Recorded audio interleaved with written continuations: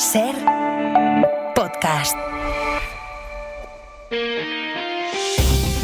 Las 8 de Hoy por Hoy en Ser Podcast. Hubo primero un ataque contra el hospital Nasser en Gaza. Empezaron entonces a llegar los servicios de rescate. Los periodistas, para contarlo.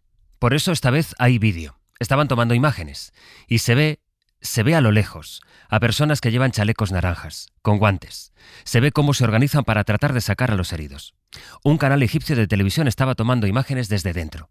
Ahora van a escuchar el impacto y luego el silencio.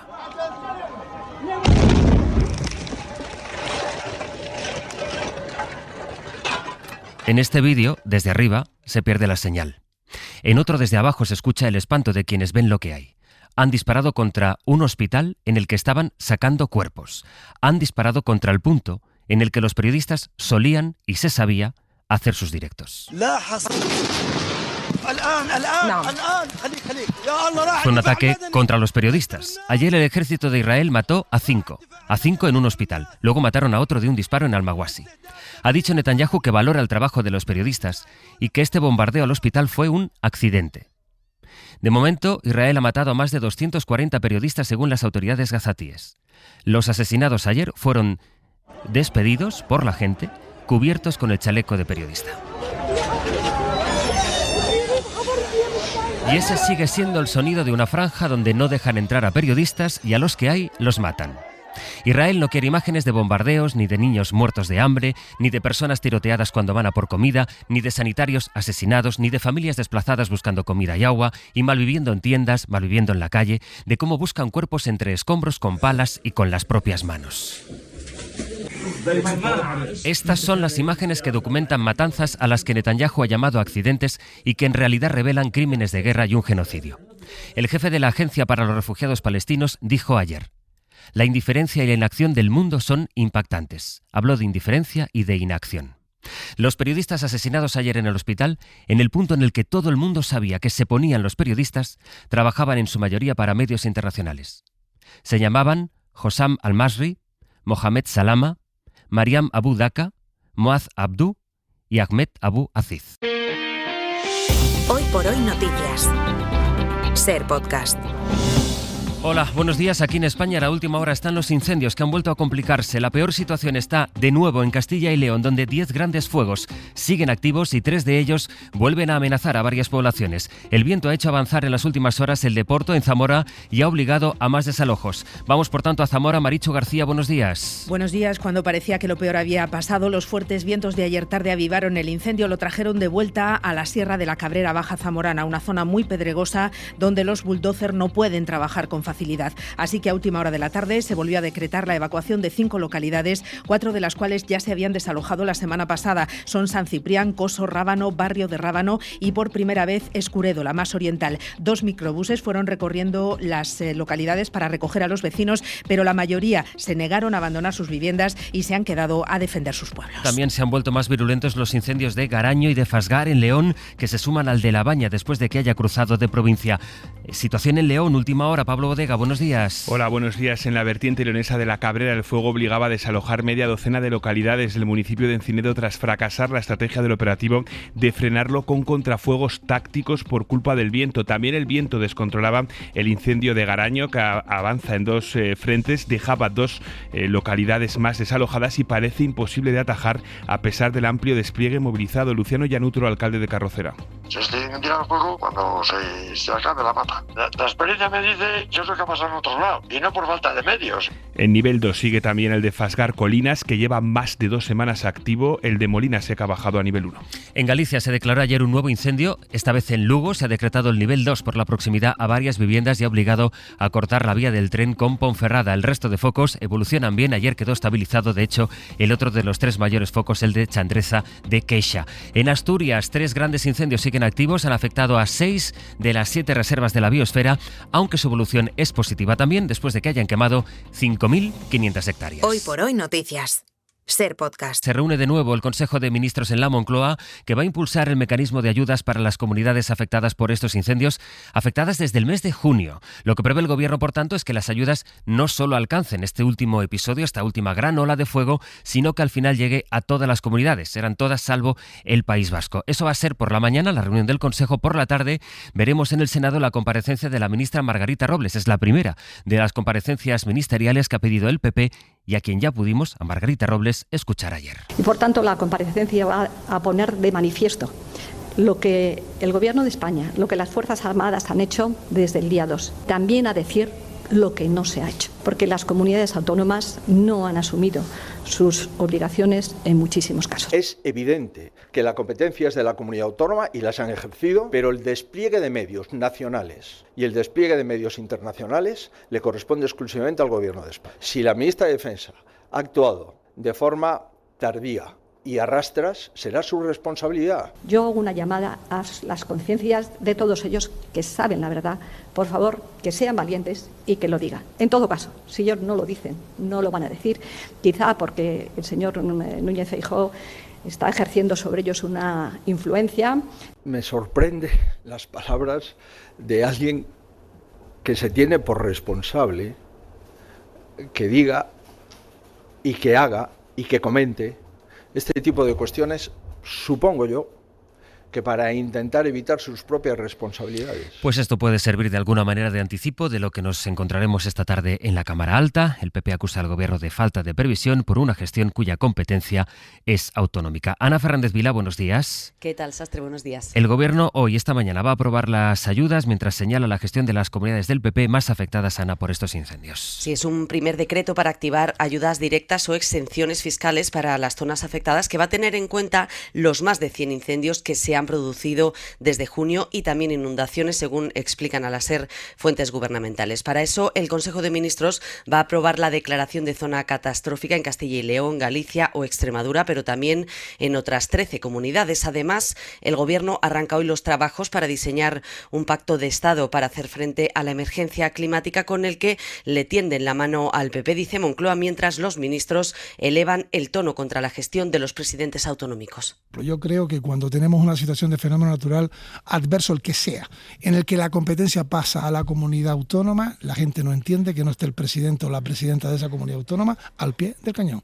Esto lo decía ayer Ángel Víctor Torres en Hora 25 y hoy volveremos a ver a Robles confrontar al PP en la primera de las comparecencias solicitadas por los populares en el Senado. Eso por parte del Gobierno. Por parte del PP, David Junquera, buenos días. Hola, buenos días. Ayer su líder, Feijóo, defendió la gestión de sus presidentes, cargó toda la responsabilidad en el Gobierno, mientras proponía crear, como gran novedad después de esta ola de incendios, un registro de pirómanos. Una lista negra de pirómanos y para todos ellos una pulsera de temporada, mientras haya riesgo de incendio. Así lo anunció Feijóo.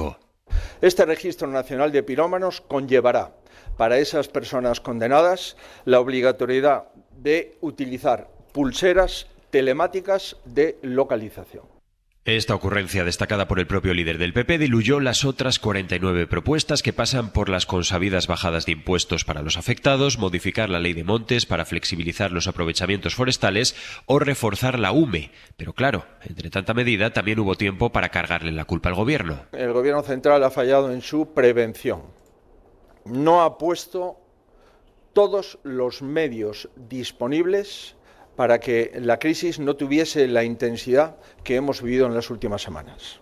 Feijóo, blindó a sus varones autonómicos, no se cortó tampoco con la ministra Robles, como acabamos de escuchar, y todo a pesar de que varias veces durante su comparecencia aseguró que no quería participar de broncas partidistas. David. Supongo yo que para intentar evitar sus propias responsabilidades, si la ministra de Defensa ha actuado de forma tardía y a rastras, será su responsabilidad. Bueno, hemos escuchado antes al ministro Ángel Víctor Torres, que anoche habló, como decía Ana, en Hora 25, de otra cosa que va a aprobar hoy también el Consejo de Ministros: los criterios para fijar el reparto entre las comunidades de los menores migrantes solicitantes de asilo. Se espera que el decreto defina las plazas concretas, aunque sabe el Gobierno que tiene la oposición de las comunidades del PP. Dice el ministro que la ley se va a aplicar. Y no se pueden negar, sería incumplir la legislación, que además, como lo explica, porque la pregunta es, cuando eran ucranianos, ¿se negaban?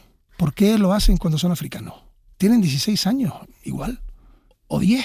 Es que va a haber niños y niñas que van a ser desplazados con esa edad y con menos incluso. El pronóstico, Jordi Carbó, dice que todavía tardará en llegar la lluvia. Sí, tampoco llegará mucha agua en los sitios donde hay incendios activos. Será sobre todo a partir del jueves. Las temperaturas, eso sí que cambia. Ayer se superaron los 35 grados en muchas áreas afectadas por el fuego forestal. Hoy ya no, se acercarán a los 35, pero ya no subirán tanto y menos que lo harán a partir de mañana y sobre todo el jueves. El viento es lo que no acaba de mejorar porque si bien las últimas horas ha aflojado, irá más a lo largo de esta tarde hasta la próxima noche. Y en el conjunto del país, una jornada más, mucho sol, de hecho más que ayer, pero sobre todo temperaturas de plena canícula. En el interior serán habituales máximas de 35 a 40 grados y cuidado porque con este calor, entre esta tarde y la próxima noche, tormentas con marcada severidad al este de Castilla y León, también de Castilla-La Mancha, en la Ibérica, el Valle del Ebro y los Pirineos. Hoy por hoy noticias. Ser Podcast. Israel sigue atacando Gaza mientras decide si se sienta o no a unas negociaciones que hasta el momento no han retrasado ni uno de sus planes militares y sus bombardeos. Esta noche han matado al menos a otras 8 personas y ayer, como les decía al empezar, bombardeó de nuevo el hospital de Al-Nasser. Lo hizo con 2 explosiones separadas que sirvieron para matar a quienes acudieron en segundo lugar para ayudar a los que habían ido a ayudar después de el primer impacto. Hay 20 muertos en lo que Benjamín Netanyahu ha dicho. Nicolás Castellano, buenos días. ¿Qué tal? Buenos días. Ha dicho que fue solo un accidente. Sí, el ejército de Israel, como dice, es uno de los más modernos del mundo, dotados con herramientas de precisión y drones para saber con todo detalle dónde perpetra las matanzas. Dice que fue un accidente, que lo investiga, pero algunos de los colegas de los 5 reporteros ejecutados en el Nasser apuntan a que en realidad el primer disparo, no se sabe aún si de dron o de cohete, estaba realmente dirigido contra el fotógrafo de Reuters que estaba en la 4ª planta del único hospital que funciona en el sur. Se cree que siguiendo su señal del teléfono localizaron ese punto y cuando llegaron rescatadores y sus compañeros para documentar el enésimo crimen de guerra, porque los hospitales y refugios civiles deberían estar exentos de ataques, Israel disparó de nuevo viéndolo todo para matar finalmente a unas 20 personas, causando especial impacto fuera y dentro de la franja. Nasser Medical Complex was El doctor Mahmoud Kulab de Médicos Sin Fronteras lo describe como un ataque monstruoso, por cierto. En él murió asesinada una fotógrafa que colaboraba habitualmente con esta ONG. Netanyahu en un comunicado dice que fue un trágico accidente y que Israel valora la labor de los periodistas, el personal médico y de todos los civiles. Otro crimen de guerra que ha condenado Naciones Unidas. En las últimas horas han muerto, por cierto, otras 11 personas por falta de alimentos dentro de la franja de Gaza. Nico, gracias. Hasta luego. Crónica del exterior sigue por Francia. Vuelve a ver cómo se tambalea su gobierno. De hecho, el país, el primer ministro François Bayrou, se va a enfrentar a una moción de confianza el mes que viene, en septiembre, en una votación que va a ser difícil porque los socialistas, la izquierda insumisa y la ultraderecha de Marine Le Pen han anunciado ya que no le van a apoyar después de un plan de recortes que no encuentra aliados ahora mismo. París, Lucía Riera. Bayrou empezó recordando el grave diagnóstico de las cuentas públicas, que la dependencia de la deuda se ha vuelto crónica y que no se ha invertido donde debería. De ahí su insistencia en un plan presupuestario con 44.000 millones de euros de recortes. Dijo también que se abre al debate sobre las medidas, algunas muy polémicas como la supresión de 2 días festivos o la congelación de salarios y pensiones, pero al mismo tiempo ha forzado la caída temprana de su gobierno. Sometiéndose a un voto de confianza el 8 de septiembre, se adelanta a la masiva movilización para bloquear el país 2 días después y a las mociones de censura que le seguirían, pero la oposición lo ha percibido como una dimisión de facto. Lo ha dicho la líder ecologista y lo comparte el Partido Socialista. Su primer secretario ha anunciado además que presentarán un proyecto presupuestario alternativo. Los extremistas de izquierda, la Francia Insumisa y de derechas Reagrupamiento Nacional tampoco van a dar más aire al gobierno macronista. Si todos mantienen su postura, en el inicio del curso caerá el tercer gobierno que Francia ha tenido en un año y como ya se ha cumplido el plazo constitucional, esta vez sí Macron podría disolver la Asamblea y adelantar las elecciones. Es la gran noticia en el mundo de la cultura y del cine en concreto en nuestro país. La actriz Verónica Echegui murió el domingo a los 42 años. La noticia la conocimos ayer, sin embargo. Se convirtió en uno de los rostros más populares de nuestro cine por su interpretación en Yo soy la Juani, por la que estuvo nominada al Goya, premio que acabó ganando como directora y coproductora del cortometraje Tótem Loba. Ayer se celebró su velatorio en Madrid, al que acudieron destacados miembros del cine. Verónica Echegui sufría un cáncer que apenas era conocido entre sus compañeros. Pepa Blanes. Desde los 9 años, Verónica Echegui quiso ser actriz. Yo lo que quiero es ser actriz. y pienso conseguirlo. Trabajó en la hostelería para poder pagarse las clases en la Resat y después debutó en Yo soy la Juani. Y siento nervios, me pregunto cómo voy a abordarlo, cómo puede ser todavía Su más. desparpajo, su naturalidad y su fuerza le dieron su primera nominación al Goya y desde entonces dotó a sus personajes de todas esas cualidades. El patio de mi cárcel, Katmandú, otras 2 nominaciones al Goya, comedias como La gran familia española, Explota, series de televisión. La actriz se convirtió en una imprescindible de nuestro cine. Hay momentos que yo siento que es por los que estoy trabajando, en los que me he olvidado absolutamente de Verónica. Llevaba enferma un tiempo, había sido ingresada y con 42 años finalmente ha fallecido, dejando a compañeras y amigos conmocionados en la industria. El precio de la vivienda sigue subiendo, pero la compraventa también. Una parte del negocio tiene ahora su origen en los fondos europeos que se destinan a reformar casas. Por una parte, en quienes compran casas en peor estado y piden las ayudas, pero por otra, según los expertos, en el alquiler vacacional, que incrementa el número de reformas. Sira Valdés. El precio de las viviendas sigue subiendo, pero eso no ha frenado la compraventa, que en la primera mitad del año ha rozado las 360.000 operaciones, un sobrecalentamiento del mercado inmobiliario que, sumado a las ayudas de los fondos europeos, ha llevado a que las grandes rehabilitaciones se incrementasen el año pasado un 47%, según el Consejo Superior de los Colegios de Arquitectos de España. Y es que, según explica Sigfrido Herráez, decano del Colegio Oficial de Arquitectos de Madrid, una casa a reformar sigue siendo más barata. La gente busca y rebusca entre el producto que existe, pues aquel que es asequible con sus posibilidades económicas, y muchas veces ese deterioro que tienen algunas viviendas va relacionado con un menor precio que nos hace posible la compra. Por tanto, sí, es un momento en el que se vende además todo. Desde la patronal de la reforma, Andimac, han detectado además que existe un nuevo segmento de negocio, aquellos pisos que se compran para destinarlos al alquiler turístico, y en total calculan que este 2025 las reformas alcanzarán a 1,9 millones de inmuebles.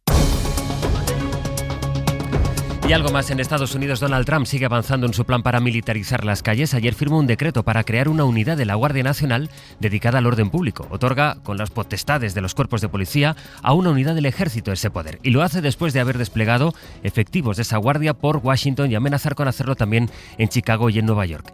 Y entre las nuevas medidas va a estar también el endurecimiento de penas para quienes quemen la bandera del país de Estados Unidos, a los que se castigará con 1 año de cárcel. Para no perderte ningún episodio, síguenos en la aplicación o la web de la SER, Podium Podcast o tu plataforma de audio favorita.